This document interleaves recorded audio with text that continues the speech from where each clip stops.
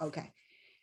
Good afternoon, everyone, and welcome to another episode of College and Career Pathways, where every Monday, Wednesday, and Friday at 2 p.m. we provide you with information on various colleges and universities, financial aid resources, skilled trade professions, training programs, employment opportunities, career exploration, and career readiness skills, all designed to help you make the best career decisions possible. I'm Toni Cureton, your host, and we are back with Michigan Schools and Government Credit Union, and they have been providing us with an awesome financial literacy series. And Colleen is back with us, and we're so glad to have you. Thank you so much for joining us, and thanks for everybody tuning in, and welcome back. Thank you so much. Thank you so much. I'm happy to be back. In fact, I'm going to kind of miss this. You might have to have me back another time. Well, in actuality, I have been thinking of other titles that I could have you do next month. I mean, I'm never done. I'm never like, well, we've covered everything. Absolutely. So today we are looking at scams, spotting scams, avoiding scams, and we've got a cute little introductory video. Then we'll go in deeper to some of the specific scams.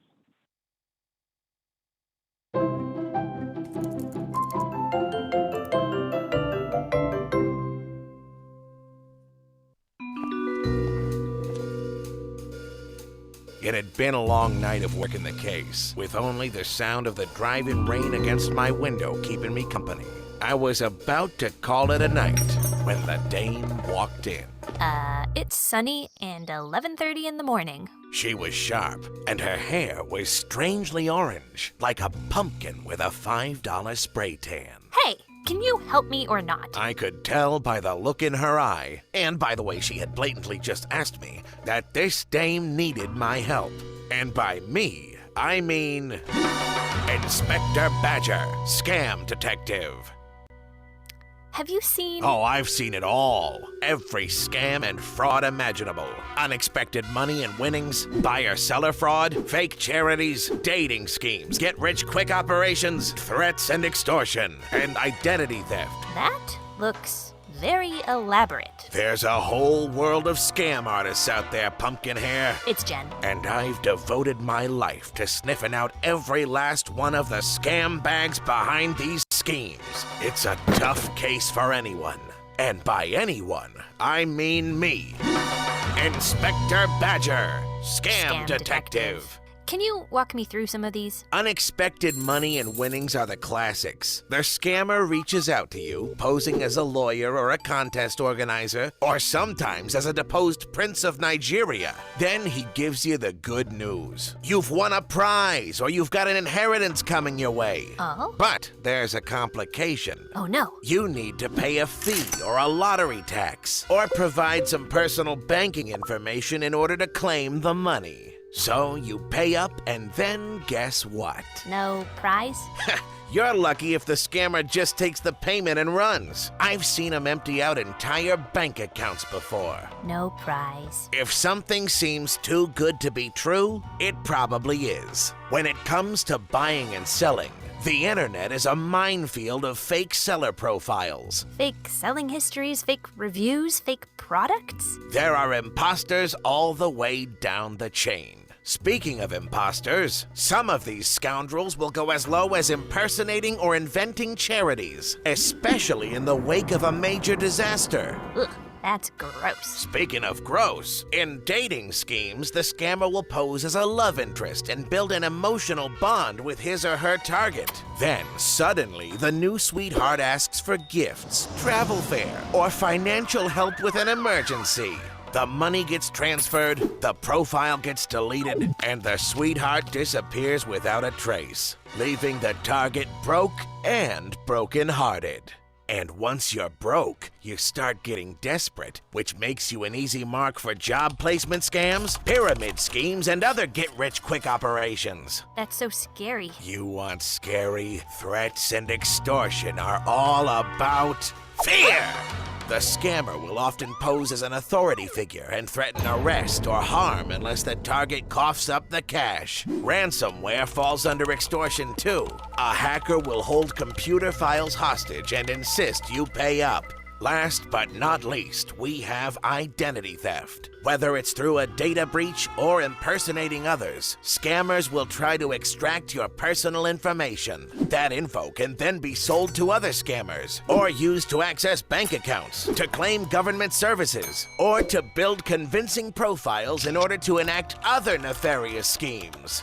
How is it even possible to protect yourself from all of this? Scams are always evolving and becoming more sophisticated, but there are some common elements. Scammers want you to act before you have time to think. They use intimidation, timing, and scarcity to pressure you into responding a certain way. If something doesn't seem right, don't move forward, don't provide any information, don't click that link. Instead, pause, investigate, give your brain a chance to catch up. So, what do we got? My gut says a textbook unexpected winning scam. Huh? Oh, I was actually just looking for the optometrist. I guess I had the wrong floor. Oh, the encounter had been the result of a fateful mix-up. But that did not deter me. And by me, I mean Inspector Badger. Oh, she's gone.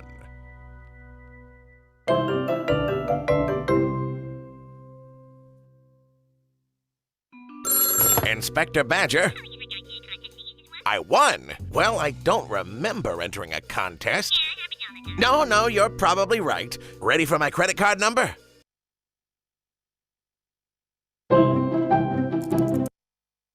Nope.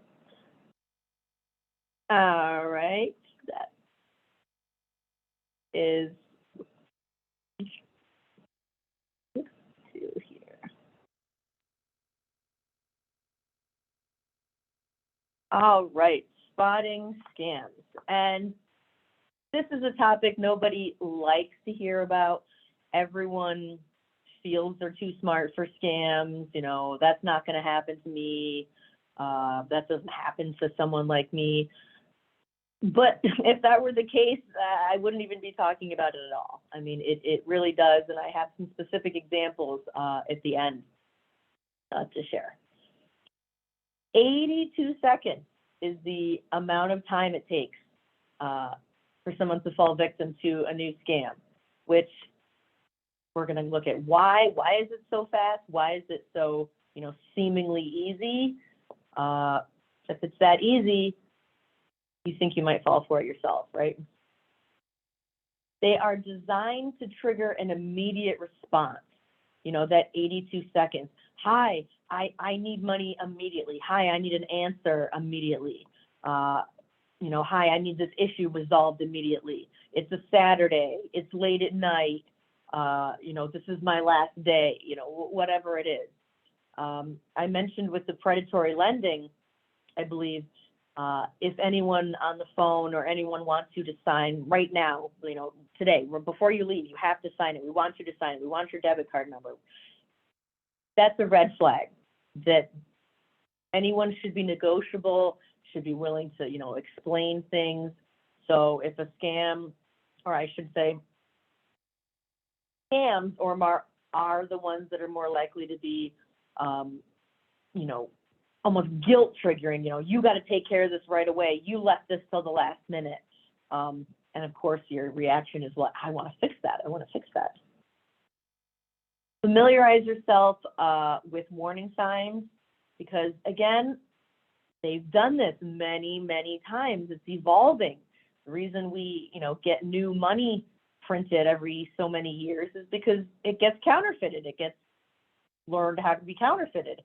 So we print new money, then that gets learned, and then we print new money.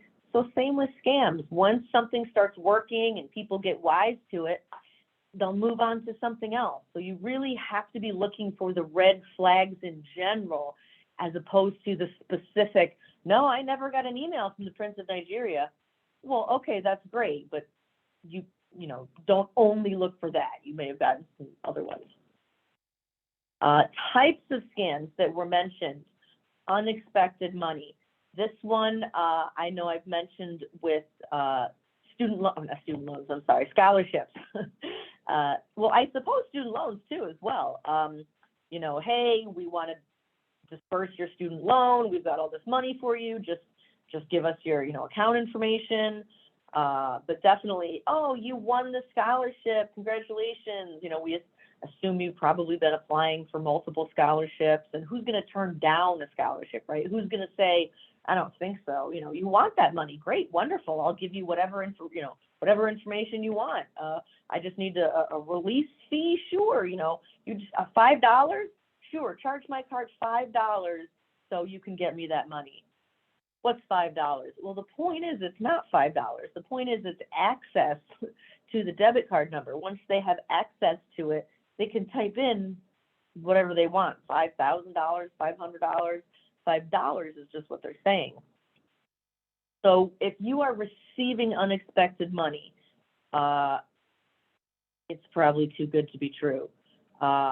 If a wealthy person seeks you out for help, I'm sorry, I'm phrasing that incorrectly, seeks you out for help specifically, you're kind of thinking, well, why? I had an email from someone I was in a boating organization with many years ago, and he was a doctor, a surgeon actually, and I got an email saying, oh, I'm stuck in London, I got robbed, they took my passport, I need you to wire me this money right away so I can get, back into the country. And my first thought is, why is this surgeon asking me for money? He knows, especially years ago, he knows I don't have any money. Like this just, nothing about this sounds right. Now, maybe if it was someone else, maybe if they had just chosen a different name or a different person to pretend to be, I may have believed it and said, oh, sure, of course, I definitely want to help this person. So it depends, what is the red flag? Is the red flag, I don't know anybody who would be traveling, out of the country, or there's no one who would contact me to send them, thousands of dollars or, but again, any windfall prize where you have to pay to receive it is a definite huge red flag. Unexpected winnings. Again, you're notified you want a contest, a giveaway. You just need to come down to the place to get it. Okay, there's a parking fee, a fee to get in the building. Any sort of hoops you have to go through are very suspicious. Buyer-seller fraud. This is extremely common as the concept, the marketplace of buyer and seller has really moved from brick and mortar to, Facebook Marketplace and eBay and just out on, hey, does anybody have one of these? Sure, I have one.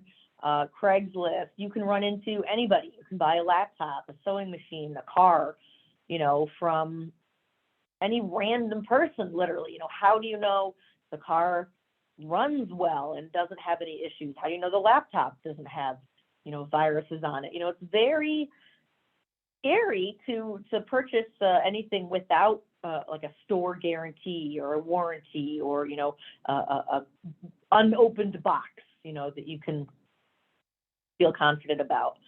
And what really breaks my heart is you hear on the news these puppy scams is these breeders or scammers, have a puppy and they go to sell this puppy to a family who's so excited, but then they just take the money and run, or they take the puppy and the money and run, or they take the money and never show up with the puppy. That people are very willing to go through the hoops. Oh, you need this much first? Okay, you want half before I even come to meet you? Who's going to fraud me out of a poor puppy?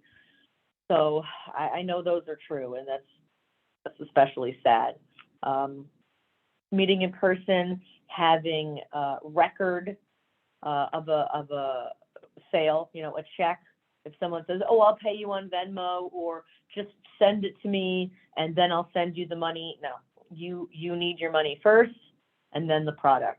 If you are the seller, really of anything, whether it's, your Etsy shop or whether it's you're just selling your, an old dresser, if they say, great, I'll come pick it up, and then I'll pay you. Or if you are making a blanket and they say, send me the blanket and then I'll send you the money. Do not send that blanket. They're not going to let you walk out of the store with the blanket till you pay them. No. I've heard too many stories of people running into, well, I'll give you $50 for it. It's really not worth $100. And you're like, but I have these messages, I have these texts that say, yes, you'll pay $100. You've agreed to $100. And now you're telling me you'll only pay $50, but he's already got the blanket. Maybe he'll pay nothing. So it's really sad how unfortunate and selfish people can be online or when stealing packages. So certainly when it comes to a consumer business transaction, again, be sure, ask questions. Don't give everybody the benefit of the doubt, sadly, but at least be wary.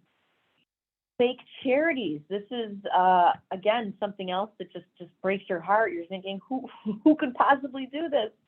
But again, you'll be contacted by phone, by email, by mail. You receive something in the mail. These poor animals need to be helped. These poor sick children. Something that's going to tug at your heartstrings.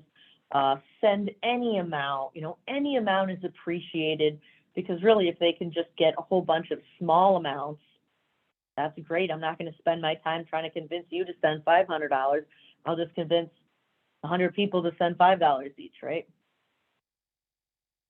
Saying don't donate to charity. There's many, many legitimate 501c3 nonprofit charities that you can research, that you can be confident that you're sending money to through their website, through a direct check, not over the phone, not, made out to cash, not pay us through Zelle, or just to pay this charity through Venmo. I want to go through the old-fashioned channels, or I'm mailing you a check. If it's anything that you don't feel is going to the charity itself, even if it's a legitimate charity, sometimes you look around and you're like, how much of that is actually going to, the animals, or how much is actually going to the sick children? It's up to you who you want to donate your money to. If you see someone with a red bucket ringing a bell, make sure you actually see that it says Salvation Army somewhere, right? Ask, maybe ask some questions about it. Don't just automatically throw money in the bucket. Dating schemes. And again, sadly, this is something more often with the, I'd say, older adult generation, boomers, the divorced, the widowed, who are meeting people online. The new dating. How do you meet people? You meet people online. So they have these long distance relationships, or they establish these, even friendships of just, you're my soulmate, you're perfect. We fell in love over the phone. We fell in love through email, and suddenly it's sending expensive gifts. I got in trouble. I'm stuck in London. I need money to get my passport back. Whatever it is, it becomes more and more money. And I'm sure you've heard on, a Dateline or 60 Minutes or some story. Movies, unfortunately, documentaries about mostly poor women, I hate to say, but mostly women being taken advantage of by who they're receiving photos of, who they're speaking on the phone with. They assume that it's this person, but they're just getting swindled out of thousands and thousands, sometimes their whole retirement. They're waiting for, the person is about to move here. They're about to move here. I just have to send that little bit less. They lost their job. You trust them. People are able to establish trust when they don't have to look you in the eye, when it's just through texting or through email. So anytime you are dating someone, even a friendship online, again, it could lead to something wonderful. It absolutely could. but be sure. There's no reason someone you're dating online needs money from you, right? Let's meet, let's have food, let's watch a movie, let's walk around. That's fine. As soon as anybody, no matter what it is, says like, oh, I can't wait, before we get together, if you could just, pay for my Uber to get there and then prepay for the dinner, you've already lost me, right? There's no reason anyone who truly loves you, who truly cares about you, is going to allow you to go into debt for them. Is going to allow you to, spend their hard-earned retirement, their money that, should go to their health for anything else, on something selfish for themselves. And it's hard. It's hard to convince people out of this. We've seen examples of people who think, their parents, my mother's in this relationship, or, my father's being set up by, he thinks he's dating this woman, but I know it can't possibly be a woman, but I can't convince them. How can we prove it to them? It can be difficult. It can be very difficult. So I just say, keep at it, keep asking for proof, ask to meet, anything you can do to keep them from sending money. Get rich quick schemes. These are more tailored to the younger generation, teens, 20s, 30s, the get rich quick, I know better. This sounds like a great plan. I get a job placement offer. You get a business opportunity. Someone offers you an investment, reasons, hey, it's this cheap price, you'll get a return. All you have to do is this little thing, either set up an account or pay this small fee or wait 6 months, or, all you got to do is this little thing. It sounds amazing. However, in the end, the scammer collects those fees, those placement fees, those initial payments, and then disappears. After 6 months, nothing happens. After a year, nothing happens. You're waiting for this company to start making money. The more research you do, there is no company. This company was never created. Especially today of Bitcoin and startups and a lot of online businesses and people, a lot of self-employed people, especially after the pandemic, people leaving their kind of office jobs and working more out of the home. There's a lot of opportunities. There's a lot of situations that sound good. We're getting into a whole nother conversation if we're looking at a multi-level marketing schemes, but I just watched a whole documentary recently on multi-level marketing schemes, and these poor people spent thousands of dollars, so excited because they really believe that this investment is what's going to turn their life around, is what's I'm going to spend this $500 on, or 500, more like $5,000 on a kit or, an investment or an initial inventory of products, and just hopeful for the future. And it all goes down the drain, and it's so sad to watch. So unfortunately, just like the saying goes, if it sounds too good to be true, it probably is. And the embarrassment of going through it is way worse than the embarrassment of asking people, do you think this is a scam or do you think this is real? Definitely. Threats and extortion. And again, this, it's kind of extreme cyberbullying almost. I worked with a teacher. This is a real teacher in Livonia. And she said her daughter was working online on her laptop, and all of a sudden the screen froze and it said, we have proof that you were visiting, these sites, and we're going to, take control of your computer until you pay, this money, and we're going to send this to the FBI. And, something that sounds like it's from a movie. I one of those things that I was like, that really happened to your actual daughter? What? Went to the police. She didn't pay any money. But it's real. It's real where someone's hacking into your phone, someone's hacking into your Facebook. I'm going to release these photos. I'm going to release these emails. You know, they hack into companies. Small business, unfortunately, because small business, they don't have, you know, the lawyers and the backing and the history to maybe fight threats and extortion. Someone says, hey, we are releasing this, you know, deep-seated background history or criminal history that you've paid for and it has been expunged, but we're gonna release it to the community and your business is gonna fail unless you give us, you know, this much money. And you just started this business, it's your whole life, you know, you can't have it fail. You're put into a tough spot. I know sometimes you pay a bill, sometimes you'll even pay a bill as your small business, thinking it's a real bill, where that wasn't the actual, you know, Consumers Energy, or that wasn't the actual maintenance company or, you know, janitorial company. That new businesses make those mistakes. So don't post, don't send any emails you're afraid your parents wouldn't read. Don't take any pictures you wouldn't let your parents see. That's kind of, you know, how I try to think about it.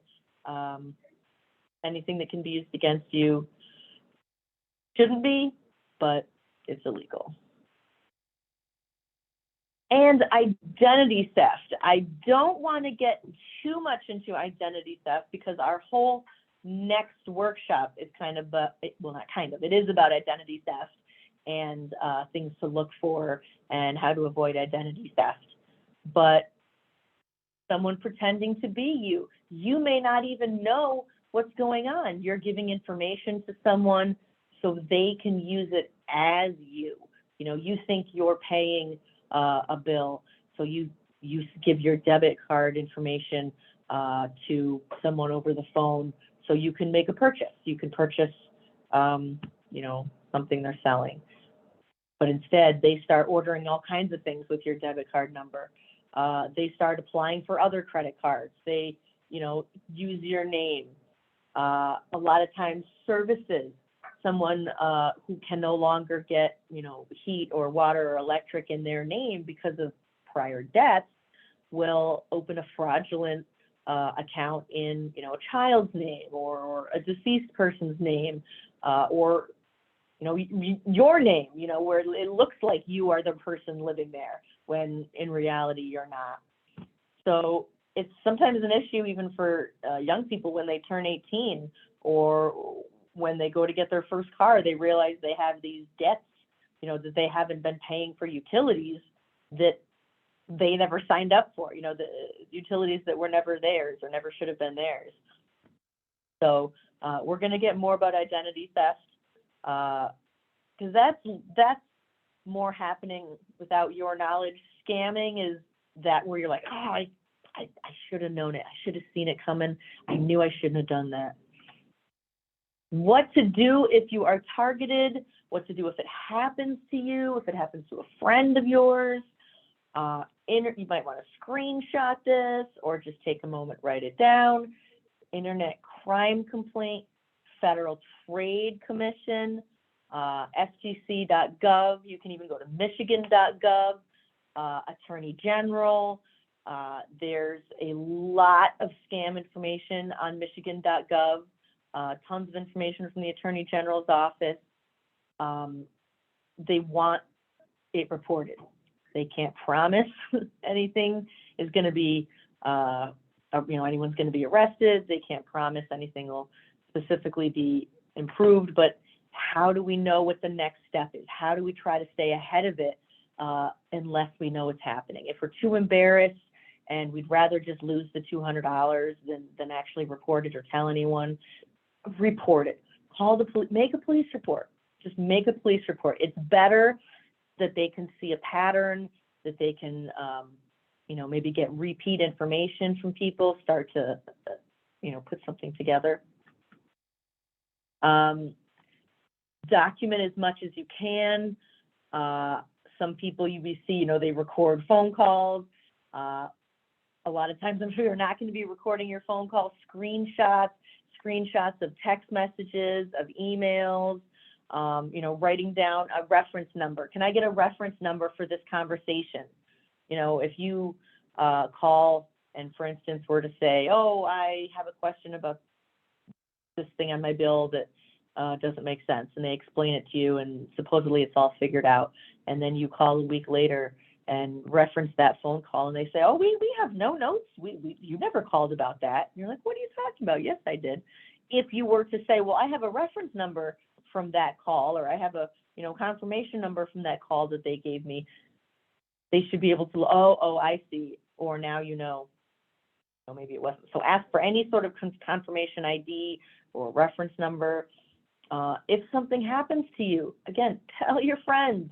Tell your friends and family, not in a, look at me, I'm an idiot way, but just of, hey man, I heard about this, or, this happened to somebody I know. I just wanted to make sure, you're aware of it, because if you fell for it, someone might. If someone fell for it, you might, right? Tips to stay scam proof. Buying time. Again, I kept mentioning the quickness. We need you to pay right now. We need you to pay through Zelle. We need that debit card number. It's about to close. I was on a fraudulent call from Consumers Energy that said, you need to go make a payment at the 7-Eleven. Why do you need me to leave my house and go to 7-Eleven to pay a utility? That doesn't make sense. Pause, take a breath. Well, hold on. Can I put you on hold for a minute? If it's supposedly Consumers Energy, pull up your laptop, go to, Consumers Energy, have someone else call them, hang up and call them back, from the number that you find online. If they say, oh, I need you to take care of this, before we close at 5 o'clock. All right, well, then I guess I'm just going to have to take care of it Monday. If they have a real problem with that, no, you can't do that. Well, why? Why do you care, if I don't pay my bill on time, or if I get something shut off? I'm going to need you to stay on the phone. They don't like to stay on the phone. If you try to keep them on the phone, they might think, oh, they're catching on. Maybe they're starting to record. Maybe they've got the police on the way. So if you look like you're stalling, and they suddenly want to get off the phone, again, huge red flag. So even if it sounds legitimate, even if we've got fraud on your card, your identity might be stolen, pause, ask questions, take time. Why does this have to be so fast? Why does this conversation have to be so quick? I want to really understand what's going on. So any sort of rush, again, that's a red flag. Using the address bar, looking at websites, for a scholarship. Let's say you're getting a scholarship for, hypothetically, the left-handed redheads of America. Is the email that it's coming from some crazy, lots of letters, numbers, from, registrant, scams@scams.com. I can't think of a great example, but does everything line up? Does the signature, what's the signature of the email? Do they have a signature, a letterhead? Do they have a website? What's on the website? Does the email sound legit? All of those things need to match up and line up before you just go ahead and click on something, or before you say, oh, that I'm sure that email is a valid email. Cross-reference. Again, I said I was getting a call from Consumers Energy to pay a bill, but in fact it was not them. I'm going to show some MSGCU examples in a minute, where it was supposedly MSGCU contacting people asking for money, and it was not. So cross-reference. Again, hang up. If somebody says they're MSGCU and they're requesting money from you, hang up, call MSGCU. If they say they're MasterCard, if they say they're Chase Bank, if they say they're Kohl's, whoever it is, and they can't tell you your account number. You shouldn't have to tell them any information. They should be able to tell you. Hang up and call back. That way, I know it's the same company. I know it's the right people. I know I'm talking to the same group. Device advice, smaller screens make it harder to hover over links. They're harder to attempt phishing on your phones. A lot of times you can't get the pictures, or you're not able to, it says full email not downloaded, or they just give you a short piece of the email and you're like, I don't really want to scroll through the whole thing and read it, so I'll just click the link.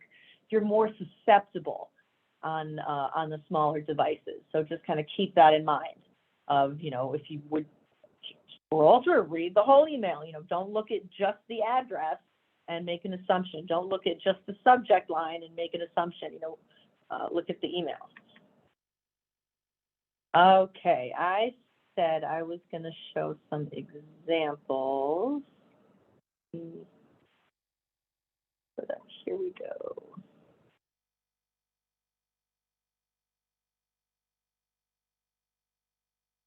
Okay, this interestingly enough is an email I just got a couple of days ago. You see, Monday, January 24th, and it's literally a screenshot. Just payroll. Hey, Colleen, we've noticed some payroll issues. Please click here so you're not missing any information. Looks perfectly fine. The email address is from MSGCU. So it seems like I would just click on that link to check out something about my payroll. However, what are the red flags here? I've never received an email similar to this before, ever. I've worked here for 9 years and I've never seen an email like this, okay? It says right here, external. This email originated from outside of MSGCU, and this, shows up with every single email that's sent to me, from a company or a person or Ms. Curitan, anyone outside of the organization. So why would an MSGCU email be coming from outside the organization? Plus, I don't know anyone named Carolyn Perez. I mean, I don't know everyone in the organization, but I've never heard of her. Let me look up. On our portal. Let me look up in our, phone system, our directory. Let me look up the, accounting department. There's no name. There's no one named Carolyn Perez. All those things together, huge red flags to say, Colleen, do not click on this link. This is not actually from your job. I don't know what it is they want from me in the end, but they're talking about payroll. They're talking about money. They want me to confirm some information. So this is just a perfect example of something that upon first glance looks like a totally normal email, but I forwarded on to my IT department, said, hey, I don't know if anyone else got this, but I know that this is not from you guys. Something we do at MSGCU, and I'm sure at many other places, is we'll nominate other team members. It used to be called a Setting It Right Award. Now it's we're nominating you to be a financial champion for doing something extra special. And so often these stories are when a team member prevents someone from a scam. And I got a couple just from a couple days ago here. Elderly member came in, urgent need to withdraw $10,000 for their grandson who was arrested. Suzanne identified this. This sounds like a scam. So sat them down with the branch manager. We contacted the family, contacted the grandson. Grandson was in fact not in jail, was perfectly fine. But these scammers were ready to go to the member's house, pick up cash in hand. And so that is a situation where luckily, asking some extra questions, we were able to save someone $10,000. Here's Another one, member came in wanting a large cash withdrawal, which again, we don't need to know the information, but it just seems a bit odd. So we're trying to get, well, what is this for? Why do you need this? Need it right now? Oh, my grandson's in jail, and I need to go drop the money off with an attorney right away. Well, asking questions. Don't drop this off to the attorney. Make sure you contact your grandson. Make sure get some information before you send this out. Turns out grandson was safe and sound. The member did not give this attorney $7,500 in cash. So you notice a pattern here. And it's good that we post these things, so people in the other branches notice, like, oh, wow, that's happening. And they notice. There's another one. This is it. Chelsea had a member who went through the drive-through to ask for $7,000. She asked a few questions to determine the purpose of this. Member explained they needed to pay an attorney for their grandson who needed assistance.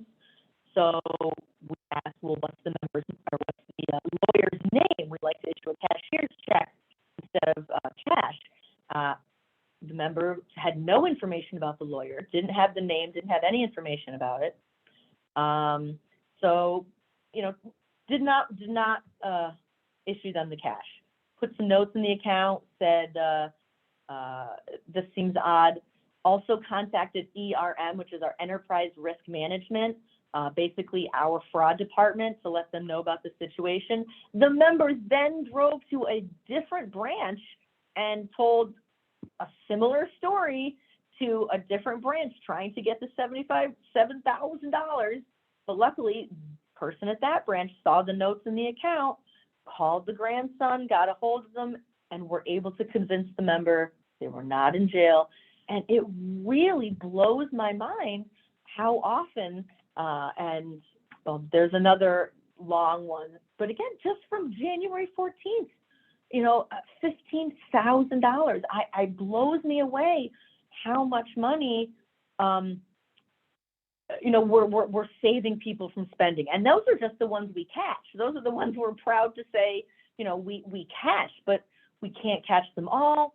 And we want to do these workshops. We want to let people know. We want to share this information. It seems obvious. It seems like, well, why wouldn't you just call your grandson and see if they're fine? Because it's family, because it's someone you love, because you don't want to not believe them. You want to help them. You don't know what that person's telling them. They requested you. They know that you're the only one that can help them. They know that you're the only one who can help them in enough time. Whatever lies they're telling them to make them believe that, oh, I have to get them this money. Someone else is in trouble. Ask questions. The FBI is not going to contact you and ask you for money. No police department is going to say, come bring cash.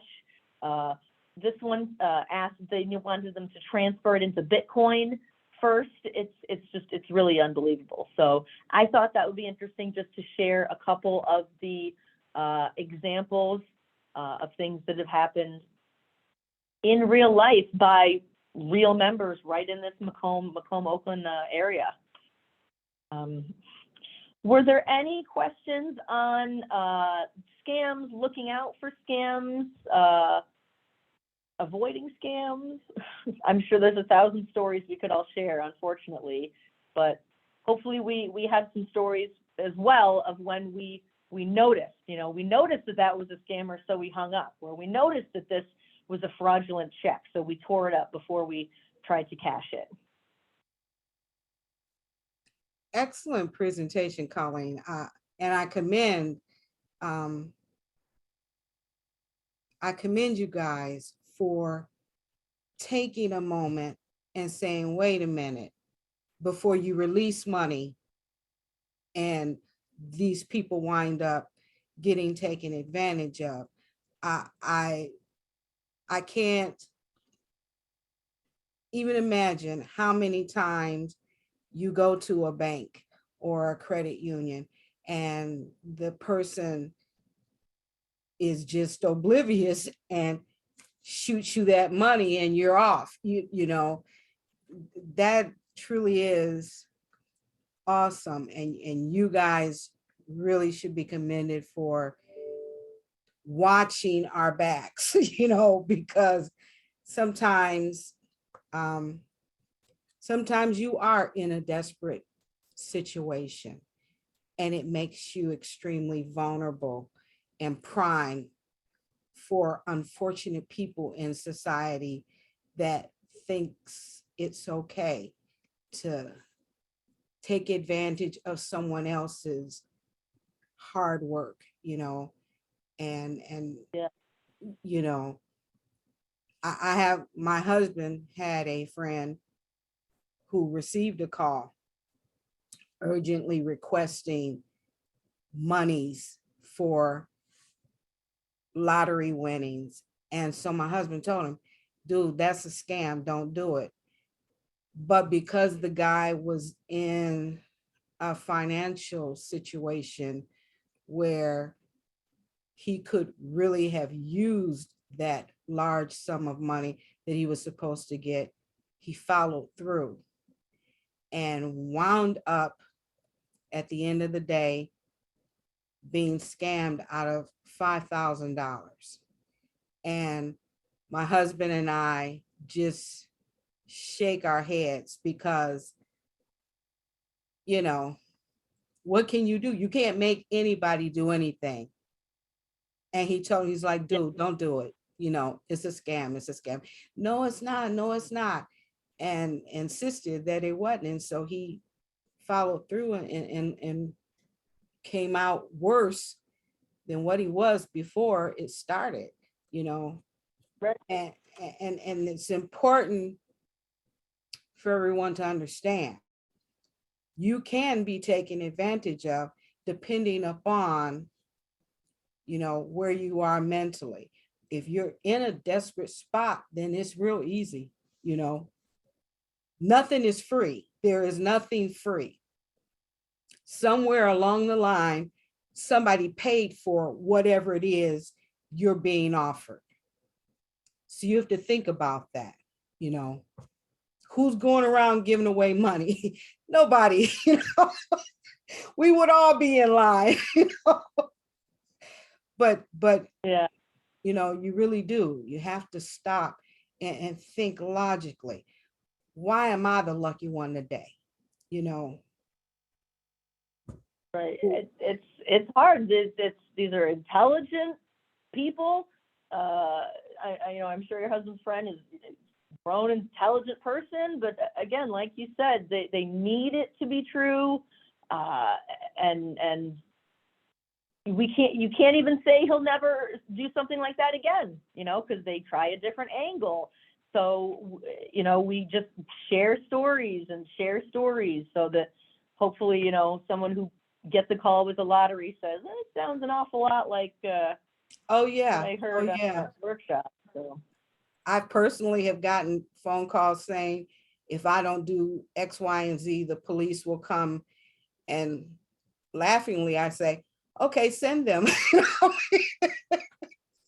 But, you know, I laugh about that, but think about all the people who, you know, are not made aware. And so then they become frightened and, you know, that's, it really is so sad.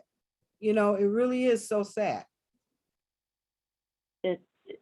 yeah, it is, absolutely. And especially once you get so deep in, so to speak, where you can't, you know, you can't admit that it's a scam, or, you know, it's gotten so deep now, it can't possibly, you know, I've put too much into it, and so I can't admit it.